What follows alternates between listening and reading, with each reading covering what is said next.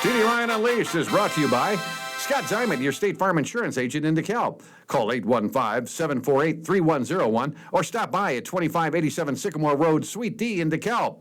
Like a good neighbor, Scott Ziman and State Farm are there. Pizza Villa, pizza, pasta, sandwiches, and more at 824 West Lincoln Highway in DeKalb. Don't forget Kids Eat for Free on Thursday. For delivery or pickup, go to pizzavilla.com or call 815-758-8116. Elder Care Services of DeKalb. Safe, secure, and supported. Helping you stay in home where you want to be. Call 815-758-6550 or stop in at 1701 East Lincoln Highway in DeKalb or on the web at ecsdekalb.org. My Insurance Guy in Sycamore covers Medicare to auto care and everything in between. Stop by at 204 South Main Street in Sycamore. Call 815-899-0950 or online at myinsuranceguy.com. Welcome into TD Ryan Unleashed News Podcast number 58. Always honored to have privilege with us, the oak tree of the news department, Dan Lynch. Dan, how you doing, my friend? Real good, TD. How's your 250th year going? Well, it isn't exactly what we had in mind, but you know what's funny is it's really the ultimate test of our little experiment here with our. I was telling Becky about almost 2 years ago that we have checks and balances, and of course, all will work out. With the Supreme Court, and it's all supposed to, the Congress, it's all supposed to even out. But we're certainly getting tested. We're certainly learning all the little nuances of who has the power to do what. But I mean, you see, Trump just now stamped a 50% tariff on Canada. Supposedly blaming them for the wildfires. Of course, some of the wildfires I know are from Minnesota and stuff, too, so I don't know what he's going to do to them. But it's just funny that all of a sudden he's going to slap this 50% tariff on Canada. Okay. Wow. And I don't know if you know any folks in Canada, but they the folks that we know in their immediate circle, they will not come to the United States while Trump is in office. It's a vow that they made, that they will not come to the U.S. Oh, I have one buddy there who is trying to buy a house. Oh, really? And if you think houses in this country are expensive, Canada is like fivefold. Is that right? Yeah. Yeah, I know anybody. They own a property. I never asked them about buying a house there. He's marrying a Canadian gal. So she's a great lady. All right. That's great. I hear it's expensive. That's, Okay. that's all I know right now. That's good to know. Yeah, we're just going by word of mouth here on the old podcast. I want to thank our sponsors. I want to thank Michael Davis, my nephew, for getting us on the air. And let's take a look at the news here. And, of course, the food now, the DeKalb Area Food Pantries. This was on July 21st in the Chronicle. DeKalb Area Food Pantries see demand increase 6 months in the SNAP's benefit changes. Citing the Federal Supplement Nutritional Program, or SNAP, benefits, DeKalb Area Food Pantries and their partners have seen a need to increase locally and enacted the changes that head into their seventh month since the SNAP benefits have been limited. The pantry is free and available for all those. No questions asked. They can just come and use it. Effective February 1st, the federal government imposed the new work requirements. Now, what do you think about this, Dan? A lot of people, this is what they said it always should be. Work requirements for able individuals, working age, without dependents, to receive SNAP benefits. In order to continue to receive aid, SNAP users are required to show proof that they were either working, volunteering, or disabled. Now, you and I got laid off a while back, and I know I was going to file for unemployment, you too, and then I found out you have to fill all this paperwork that you're looking for a job, that you're actively looking for a job. Yeah. I did that. Okay, so you did that. You had to do that, and you got your benefits because you showed them you were looking for a job. And right, and then as soon as I got paid, then I told them I'm good. Okay, and then you can volunteer or work with the disabled as well. So these recipients were allowed 3 months or until May 1st to come up with their compliance or lose the SNAP benefits, according to the new guidelines. Under the most recent available data, the USDA considers communities a food desert based on the density of low-income residents living more than 1 mile in urban settings or 10 miles in rural settings from the nearest supermarket. Now, we have so many little bodegas here in DeKalb. I was counting them up the other day. It's at least 10, if not more, these little community grocery stores. And but a lot of them are carrying produce and stuff. And that's I know to get the SNAP, for the stores to get the SNAP benefits, they have to provide a certain amount of food, right? A certain amount of produce, a certain amount of healthy food for the people. Really? Yeah. Instead of going to the 7-Eleven and getting cigarettes and pop and using your SNAP benefits that way. Because I see signs for EBT at gas stations. Okay, yeah, okay. But I think they're required to carry a certain type of food. In 2023, Northern Illinois Food Bank saw an increase in visits to about 100,000 when pandemic-era SNAP allotment expired. Since then, the network has averaged more than 570,000 visits per month. So a lot of people, and they quote a couple of people in the article that are working, that use the food supplements, this can't keep food on the table. So, Yeah. and you got a family of 6. I can't imagine you guys going, Becky and I spent almost $300 at the Walmart the other day. And I'm thinking, a family of 6, what are you guys spending when you go to the supermarket? I don't want to know. It's like, Oh, it's a lot. Several hundred I bet. a week. Are you guys coupon snappers or do you? Yeah, digital coupons. Okay. Yeah. All right, good for you guys. And finally, Rooted for Good also runs a mobile food pantry pop-ups in DeKalb Area University Village Apartments and sites elsewhere in DeKalb County. They also bring food to Malta, Cortland, Waterman, and Sandwich. Those in need can keep track of when and where at rootedforgood.org. That's rootedforgood.org. That's a great thing because a lot of people can't make it in to where they're giving the food away, so they come out to you. So God bless the people for Rooted for Good. But that's where you stand right now. I mean, the bottom line is people got to eat, right? And that's Yes. Very important. Yeah. Very important. So this is a great time of year for farmers markets and produce. Yeah. Yeah, and they were kept over late the other day at DeKalb. A lot of people were happy about that, keeping the farmers market open until 6 o'clock. And Yeah. So I haven't been because of the hours. yeah, right. So. Yeah. All right, what do you got for news, my friend? Ogle County is seeking to take ownership of Laredo Taft, the Fields Campus, after NIU offered to donate the 141-acre property to that county. The Rock River property near Oregon was once home to the Eagle's Nest Art Colony and later served as an outdoor education center. NIU said they are considering several local entities who may be interested in keeping the camp open to the public. Earlier this month, Executive Committee Chair Bruce Larson said the donation would require the county to continue educational and preservation efforts at the site. Larson said NIU is seeking an answer by the end of August and that the county plans to have engineers inspect the property, talk with local groups that may be interested in its future, and gauge public interest before making a decision. NIU permanently closed the grounds in December of 2024, citing aging infrastructure, millions of dollars in needed repairs, and the property's lack of alignment with the university's academic mission. Yeah, it's really beautiful. Of course, we had Julie Bassett on, the one who's helping Together for Taft, and they've done a tremendous amount of work to get this done. Of course, the finances are overwhelming because you were talking about what needs to be done in this area. The campus was closed by NIU, as you said, in 2024. The reason cited was cost repairs needed for the wastewater treatment plant. And my understanding, that's a lot of money for that. That sounds expensive. Yeah, yes. so that's where their fundraising efforts are focusing on that. But it's neat. So in this case here, NIU, which owns the property, would sell it to Ogle County, right? Donate. Essentially, or donate. Okay. Yeah, but there's a tax write-off somewhere in there. This will also include the physical buildings where the majority of the residential outdoor educational occurred. Larson said he told the Illinois Department of Transportation and Natural Resources has declined taking over the property. So Illinois Department of Natural Resources had the offer. They turned it down. Becky and I went up there and walked around the campus. It's really cool, but it's kind of surreal that it's all deserted now. You'd see where the kids did stay and 1951 it started. And I guess a lot of people in this DeKalb County area know about Laredo Taft. I went there. Did you go as a kid? You lived in this area? No, my mother went to NIU, and I remember in the 80s, she went to a big event there. Okay. But you as a kid, you didn't go off on the, because I guess, they would send kids off there for a weekend or a couple days. And I did not. But around here, I went to White Pines, which was in the Oregon area. Okay. And what did that consist? Was that a day camp? What did that consist of? That was a nice camp on the river. There was just a lot of stuff for Cub Scouts to do. Capture the flag? Back then. Did we capture the flag? Maybe. Maybe. I went snipe hunting, I think. Oh, right. Okay. Very good. So we're going to have Julie Bassett back on and talk about this, where they're at with their fundraising. But again, a long way to go here, but it's such a neat story here. Larson, as you were quoting, says the importance of preserving it for cultural, education, and natural value. If the Taft campus declared a historical site, Larson feels it could be advantageous to the cause. Oh, I see. So it could be labeled a historical site, huh? Yeah, And by the way, is it Laredo Taft? Laredo Taft, yes. Okay. And I always thought that was two individuals, but that's a person, Laredo Taft. He was an artist. And Maybe I spelled it wrong. Oh. Is it Loredo or ADO? ADO, yeah. Okay. All right.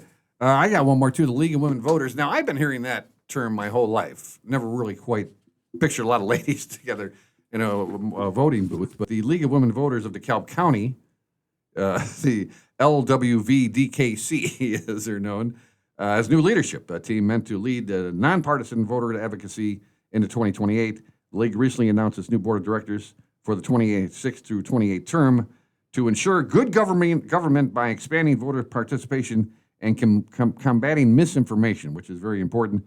Christy Salivanis says in the news release, our leadership recently has adopted programs which will approval encouraging every eligible voter in DeKalb County to participate in our democracy with tools, information, and passion needed. And of course, I don't want to say just Trump is doing it, but a lot of people are trying to undermine, the elections, trying to get people to think that they're not legitimate. Well, you saw what Trump did out in California. They had a runoff for the mayor, and they were going to take the top two. We're going to have a runoff. And if you saw that Spencer Pratt, the reality star, was the third, one of the three contestants running for mayor of Los Angeles. He was ahead, and then the mail-in voting came in, and he fell to third place. And of course, Trump immediately said that the mail-in voting was rigged, and that Spencer Pratt should be the second one, should be eligible for the. But just doing little stuff like that, it makes people think about voting and the fairness for the elections. But the league also identifies key initiatives, expanding voter registration drives, including underrepresented groups, launching enhanced civic education programs in partnership with local schools, developing new community partnerships to broaden the organization's reach, and streamlining voter information through a national vote411.org platform. Now, what do you think about this? I think they're going to allow the high school kids to be voter judges, or what's the word I want? Voter judges? Election judges? Election judges, yeah. Sure, that's why not? great. I mean, if they have that civic responsibility at 17, why not let them do that? What I like about the league is that they sanction these debates. Yeah. And otherwise, I don't know these candidates. That's a good point. But that's why we're doing with this not podcast. We're going to have several debates on this podcast as well. The League of Women Voters dates back to 1921. It disbanded in 1986 and then was revived again in 2021. So from 86 to 2021, there was no League of Women Voters. Oh, wow. The league welcomes new volunteers of all backgrounds. The league's next monthly meeting will be at 6:30 right here, at the Albert House on August 27th. I love their little theme here. Community members are invited to the special league presentation. Not a trivial pursuit. Constitutional crisis kickoff for that meeting on the 13th there at the DeKalb Public Library. So good for them for getting that. We do a new segment here that I'm calling Off the Internet, where I take a story like that and see what comments people made. Mm-hmm. And this one, the League of Women Voters, the big controversy here with the comments, anyway, is that they lean towards the left. The league's never backed a political party or a candidate. That's if somebody said, hopefully you will be nonpartisan. Hasn't happened for years. They answered, the league's never been backed a political party or candidate that's a nonpartisan, and we invite all candidates to our events. Some choose not to attend. The league has, for over 100 years, advocated for issues that are important to them and their communities. Another one, Becky says, I think it's time to call what is called a Democratic PAC. Larry says, LOL, nonpartisans, maybe they were nonpartisan in the 1920s, but they sure don't hide their partisanship today. And finally, Connie says, I have never known the organization to be nonpartisan. So apparently a lot of people think this group leans to the left. Okay. So we'll have to find out. We'll have to talk to them on our podcast here. But like you said, encouraging people to vote, you really can't go wrong with that. Now, your kids, are they civic-minded? I mean, you know what's going on politically to a degree?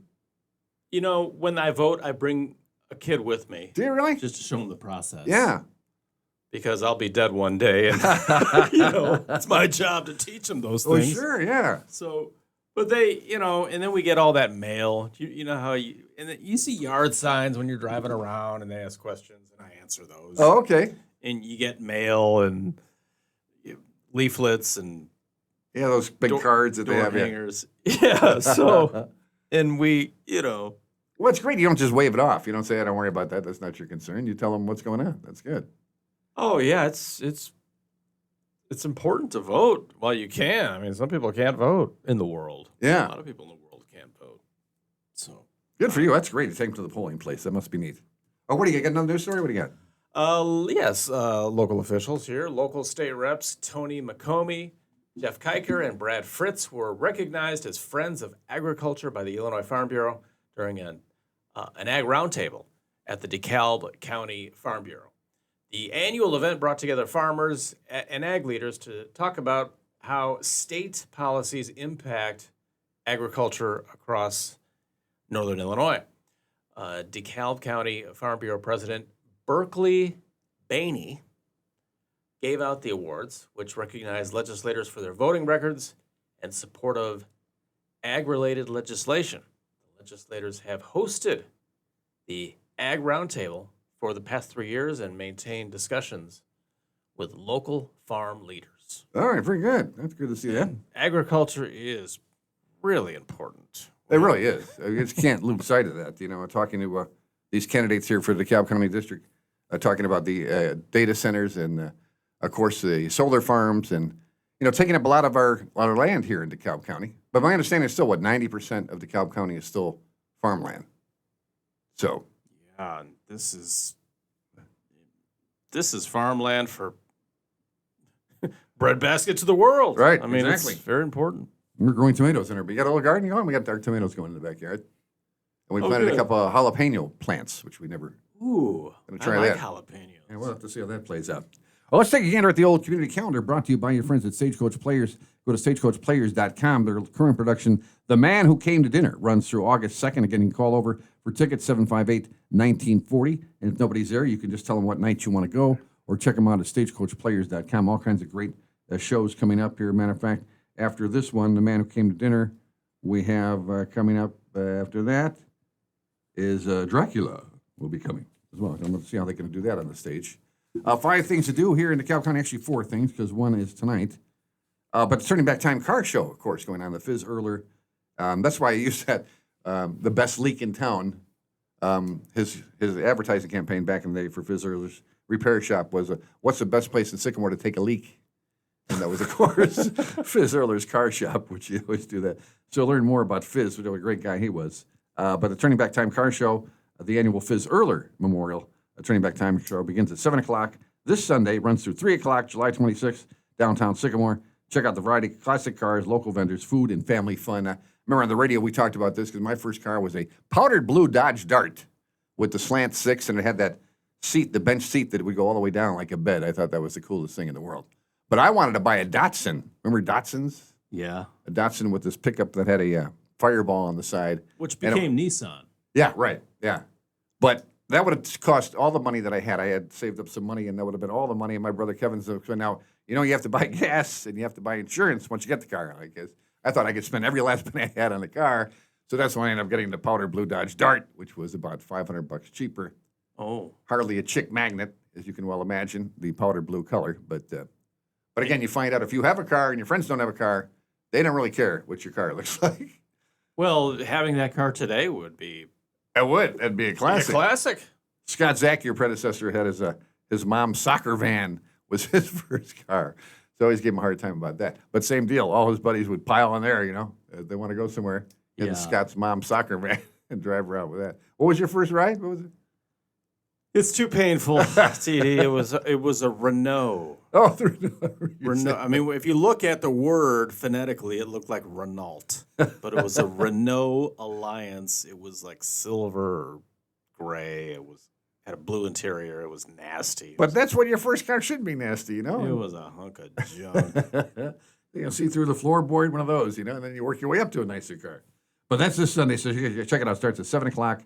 It goes all the way to 3 o'clock. There are lots of cool cars. Did you talk to Mike Tritle and the crew? Yeah, we did. Good. It's going to be, and it's great for a lot of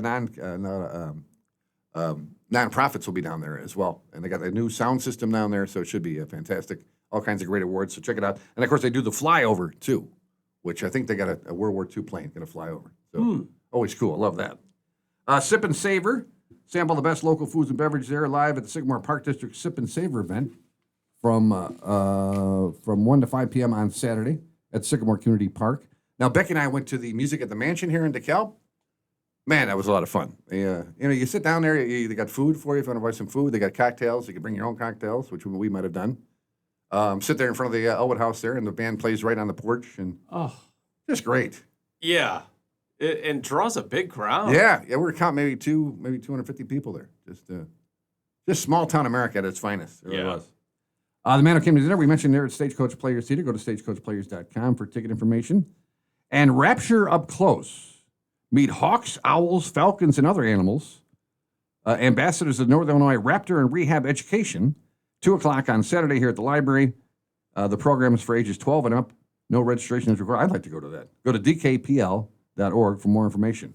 Hawks, owls, falcons, and other ambassadors. I think a peregrine falcon can go over 200 miles an hour. Is that right? In a dive. Uh-huh. Wow. Yeah, we have those leather things that hold the falcons on there, and they're so cool. There's also a good movie in the 80s called Falcon and a Snowman. Timothy Hutton, I want to say, right? Wow, that's good. Just popped in my head. And that's a look at your birthday. Oh, no, I mentioned the car show. That's a look at the community calendar, again, brought to you by Stagecoach Players Theater. Go to stagecoachplayers.com. Now, sports, we were just talking about, I was telling you how much I miss doing the football. And, of course, every year now they start with the DeKalb Sycamore football game at Husky Stadium. That'll be on August 21st. Team added up another classic game to rival last season. The Spartans eking out a 22-21 win and a 4th straight win over DeKalb to keep the traveling trophy in Sycamore. The game also marked the debut of Rob Stauffer as head coach of the Sycamore Spartans. He takes over for Joe Ryan, who coached at Sycamore for 22 years, won 156 games with the Spartans, and more than 200 in his career. And, of course, that's one of the podcasts we did with Joe Ryan. He just thought it was time to get out. Well, he could have record. Oh, my gosh. Yeah, he had the system down, just bringing new people in and plugging them in. But good for Joe to taking time off with his family now. So, again, that's one of our podcasts. Look that up there on TD Ryan Unleashed. And then a big game coming up in the middle of the year was the Knights breakthrough Keeneland Knights against the Sycamore Spartans. Last year, going to Sycamore, Knights picked up a 34-14 win over the Spartans, the first win in their conference rival since 2018. By this point, Keeneland will already have faced Morris, the defending IA champion, so they'll have a really good idea where the conference faces by mid-September, with Rochelle lurking in week number 6. So always great games. DeKalb versus Sycamore, and then Sycamore versus Keeneland. So that should now, be. Can you do a game live on your YouTube channel? I don't know. I never thought about that. You got a camera? I have to look at it, and I don't, but I get one. I look into the technology. The first gig I ever had was at the University of Whitewater I went to, and a guy I knew, actually my communications teacher, was filming the high school football games. And he goes, "You want to do color for these?" And I'm like, I pictures up in the booth doing that. He had a camera, like you said, and I stood next to him on the camera, and I did play-by-play, talking into the camera. But he sold them to the parents and made a few bucks. Almost all the kids, at least all the starters, bought the video, Yeah. And then he paid me, so I got my first paycheck, TD Ryan, sports announcer, in the memo, because I'd stand there next to him doing play, and we're in the middle of the bleachers, too, so I'm talking to all these people around me, and I'm doing play-by-play, talking to this guy's camera. But we made money doing it, so. So this was the Dewhawks or the Warhawks? Warhawks, yeah. Smile when you say that. But they were the Whippets. The high school team was the Whitewater Whippets, which, do you know what a Whippet is? I didn't know what it was. No, it's a small dog. It's like a Dalmatian. It's a dog. It's a Whippet, a hunting dog. Okay. I don't know why they called themselves the Whippets, but that was the Whitewater Whippets. So but, what was your first paid radio gig? Did you have some kind of weekend gig or something you did? Yeah, I was playing the oldies at like midnight to 6 or something. Or? I was on 10 to midnight. 10 to midnight. See, okay. I would board up, a syndicated oldies show, and then I would be on after it. And I look back and I loved it. I know. When you think about it, man, playing records back in the day. But in the middle of the long oldies syndicated show, I would board up a high school basketball. Okay. I was the guy at the station, and I'd throw it out to the sports guys, and it was just the sound of Friday night football. Can't beat it. Yeah. So it's getting, it's that time of year where it gets a little cooler, and I'm sure you miss it. Oh, I miss it a lot. But, it's funny. We did the Sycamore football games, and you go over to Sycamore High School. They got a truck like NBC, ABC has. They have a truck outside I mean, with the monitors, and they got the state-of-the-art equipment, and I come in there with our old radio equipment, and they got the state-of-the-art headsets, and they got their own, I'm sitting next to 2 high school kids with their own monitor in front of them, and I'm calling it, the old school with the radio. So I didn't feel too bad, because I know technology is leaving us in the dust. Or with the kids. Spartan TV. Spartan TV. Got it. Just like the big boys. All right, obituaries. We have Leon Oni Lucas. I knew an Oni. Remember the Johnny Cash song with Oni? Do you remember that one where he's gonna Oni is his boss? I don't know that. He's gonna get him not one piece at a time, but what a great Johnny Cash song with Oni there. But Oni worked at a restaurant in Hampshire, a factory in Genoa, and cleaned houses later in the post office in Kirkland. How's that for a work ethic? Oh. She also was a full-time caregiver for her son Daniel and served the Eucharistic ministry of the First Lutheran Church of Kirkland. Oni enjoyed cooking and baking, especially cookies, and she enjoyed caring for her lawn, spending time with her grandchildren. I love caring for my lawn. She married Jim Lucas in 1955. They spent a lifetime traveling together, so God bless her. Patrick Conley, 66, of Hinckley. After spending most of her childhood in upstate New York, Patricia graduated from Paul Revere High School. Why isn't there more revolutionary high schools? You ever hear of Paul Revere High School? I think that's great. No, Paul Revere and the Raiders. Yes. Well, my sister had every one of them. Mark Lindsay was the guy with the ponytail. Graduated from Paul Revere High School in Richfield, Ohio in 1977. She married her love of her life, Thomas Conley, beginning a devoted partnership built on love and family. She worked as a florist in Schnucks, where she shared her creativity and love of beauty of color with others. She dedicated herself to raising her children and creating a beautiful home filled with care, strength, and love. Found peace and joy in nature, especially near water, whether it was ocean or a quiet lake. I certainly relate to that. Now, will you take the kids at some point in the summer to some body of water to plunge them in? Are you going to get one of them pools in the back? Yeah, we've gone to a few swimming parties. Oh, that's right. 4th of July when it was blistering hot out. But I haven't gone to like Shabana or anything. Or like our that. Hopkins Park here in a couple of weeks. We're excited. Oh yeah, the pool's opening. Yeah, in theory. Not written in stone, but that is the theory anyway. And finally, Jacqueline Bennett, age 91, of Genoa, born in 1934 in Olin, Ohio. She was married to Milton Bennett. After his death, and later she's special friend Jim Rofe preceded her in death. Jackie worked as a police dispatcher at the Genoa Police Department for many years. Now, there's a person, again, you probably meet Jackie, you would say, oh, she seems like a very nice lady. Working as a police dispatcher, well, didn't you apply for that job? Or Yeah, I got a buddy who does it for a living, and it's multitasking. I mean, you got a lot of poise. Yeah. You can't have any downtime, can you? You can't really phone it in on that job. You can't, well, no pun intended. Yeah, it's I'm sure it's rewarding. Yeah. Well, she worked many years doing that for the Genoa Police Department.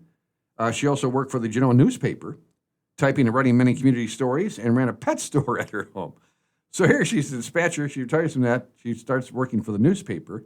And while she's doing that, she's running a pet store out of her home. What kind of lady is this? Boy, most of all, Jackie was a loving and devoted mother and her dear friends to many people. So there you have it, Jackie Bennett there. What a story there with the working for the newspaper and running her own pet store. How great is that? And finally, let's take a look at the birthday and anniversary list brought to you by your friends at the DeKalb County History Center. Go to DeKalbCountyHistory.org. Now, Becky and I went to their fundraiser, Cocktails at the Crib. And do you drink whiskey? The Whiskey Acres was there, and they were providing cocktails. I have some in my house, but I don't drink it. A friend of ours was moving. All right. So they gave it to you as a gift there? She gave us a bottle of scotch. Do you Because drink I don't. See, but you know what? You have 2 or 3 sips of that stuff, and all of a sudden you can tolerate it a lot better. So we ended up having a couple. And that gets you there and back right away. Just to have a couple of whiskey. We had like an old-fashioned type of drink there. But well, I was at Whiskey Acres. And that's right. You tried to order a beer. I ordered a beer, and boy, that was gauche. They looked at me like, who brought you? No, but they had a great job. A lot of great people turned out. Michelle Donahue and the gang over there, and just a beautiful campus. If you haven't been, check out to DeKalbCountyHistoryCenter.org. But get your family over there. It's just a beautiful place there. It's really, really neat. And, of course, they send us our very own This Date in History. July 19th, 1879. I got to meet the gentleman Rob, who works there. Just a great guy. 1879, the barbed wire inventor Joseph Glidden became the publisher of the DeKalb Chronicle. The paper had been started by Clinton Rosette. Forget Clinton Rosette was a person. Started by Clinton Rosette in March of that year, with Rosette as the Chronicle editor-in-chief. So there you have another case where a lot of rich people owning the media here, as there's two of the richest people in DeKalb. Yeah. Joseph Glidden owning or editor of the newspaper. Also changes the name of Northern Illinois University became official in July. The school was founded as the Northern Illinois State Normal School. The name was changed to Northern Illinois State Teachers College in July 1921. It became Northern Illinois State College in 1955 and has been called Northern Illinois University since 1957. Okay. I did not know that. And in our bicentennial year, which went a lot better than our, what is it, the sesquicentennial? What is this one here?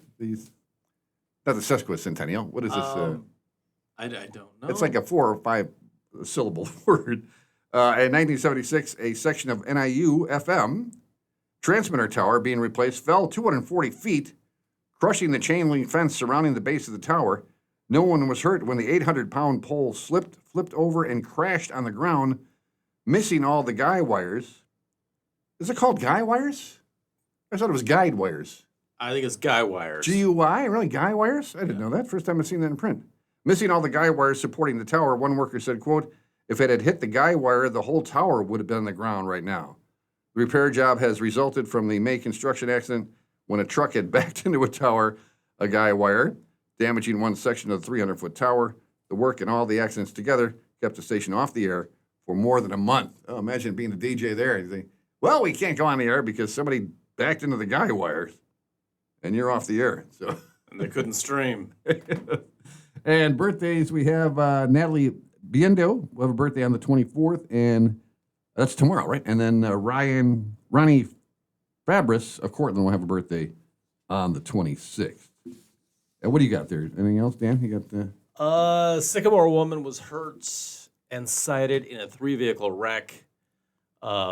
This was back on July 10th, just after 10 p.m. Deputies responded to East Route 72, a 13,000 block. So she's in her GMC Acadia, 33-year-old Samantha Waldrop, heading east. She crashed into a Prius. Then a 16-year-old driver in a Jeep crashed into Samantha. Oh, my gosh. Samantha was taken to the hospital with not super serious injuries, but she was cited for failure to reduce speed. The person in the Jeep, the 16-year-old, I don't know. Wow. It didn't say they were cited, but What a wake-up call for the 16-year-old. Boy. got to pay attention 10 o'clock at night. Yeah. And then so that's it for that story. All right. Well, that'll do it then. So, again, we want to appreciate all the folks who have been supporting this year. We're working on getting the video portion. I don't think anybody really needs to see you and I, Dan, but we are working on evolving to the video portion. Any big plans now for the summer? What's going to be the highlight of the summer for you guys? The highlight is going camping. Oh, great. Hopefully in a few weeks here. Are you taking the whole clan there? Dan has 6 kids. All the kids. Okay. Well, most of the kids, the older ones. They want to go fishing. Okay. Are you a fisherman? I'm not. But if my grandkids want to go, I want to go. So I'm evolving to that. Yeah. So I have to check that box. No big vacations for me. Okay. Are planned. But I love that all the kids want to go fishing. That's awesome. Our friend of ours have St. Charles. We do the MAC, which is the men's annual getaway, which all the male relatives of the family get together. And they went fishing, and I went along, but I'm not a fisherman, so they hooked me up with the stuff. And I caught this big old, was it a walleye? A pike? I'm not sure but they wanted me to hold it for a picture, and I'm such a wuss. I didn't want to. You got to stick your hands in there where the gills are, and hold it for the picture. And so I brought them. Take the shot, take the shot, and then I threw it back. So I did catch a big fish. First time I caught a fish since I was a kid. I was very pleased by that, but I was a big wuss when it came to holding the fish. I remember I had a problem with the worms when I was a kid. Didn't want to do the worms then, but you'll teach the kids to butch up and put the worms on the hook and. Yeah. And one other highlight, we're practicing our lines for a comedy